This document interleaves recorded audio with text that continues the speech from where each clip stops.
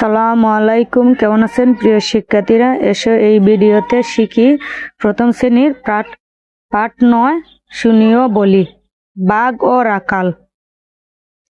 এক দেশে ছিল এক রাখাল। সে মাঠে গরু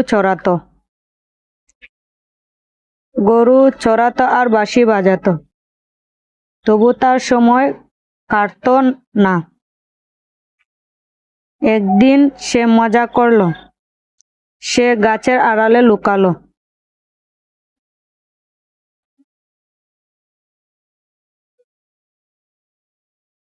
তারপর বলল, বাঘ এসেছে, বাঘ এসেছে। গ্রামবাসীরা দূরে এলো। তাদের বোকা বানিয়ে সে খুব মজা পেল। এরকম সে অনেক দিন করলো। গ্রামবাসীরা খুব রাগ করলো। একদিন সত্যি বাঘ এলো।